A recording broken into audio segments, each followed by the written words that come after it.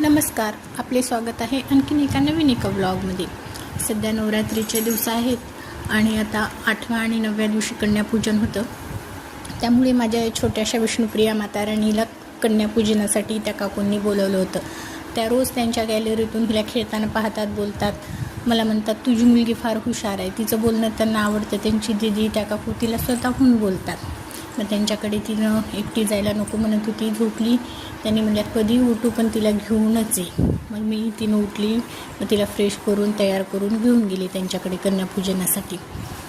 मग त्यांनी व्यवस्थित तिचे पाय वगैरे धुवून त्याला कुंकू ते वगैरे लावलं।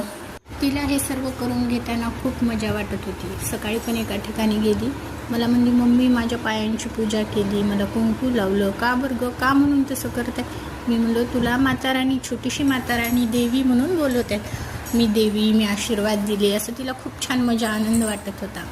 त्या काकूंनी 9 दिवसाचा उपवास धरला होता। खूप त्यांनी मनातून सर्व व्यवस्थित केलं आणि विष्णुप्रियाची पूजा केली, पायाची तिला कुंकू वगैरे लावलं, ओवाळलं। मग नंतर जेवण्यासाठी गोड खिरीचा वगैरे प्रसाद यांनी दिला तिला आणि हे सर्व करून मग आम्ही दोघीजणी परत घरी आलो।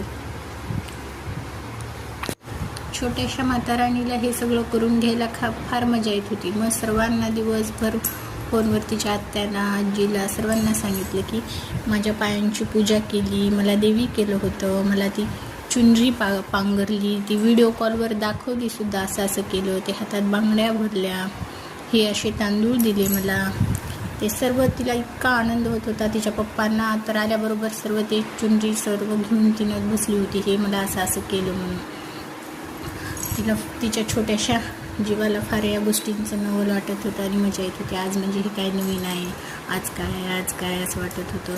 छोट्या छोट्या तिच्या वयाच्या स्मृती होत्या बोलवलेल्या, पण ती एकटी काही जात नव्हती। त्या काकूंना वाटलं त्या छोट्या मुली पाहून तरी येईल, पण ती काही यायचं नावच घेत नव्हती, म्हणून मलाच जावं लागलं शेवटी तिच्यासोबत। आणि मग त्यांनी सर्व केल्यानंतर मी तिचा व्हिडिओ बनवला। नंतर एका ब्लॉगमध्ये भेटूया आपण। चला इथेच थांबूया। श्री स्वामी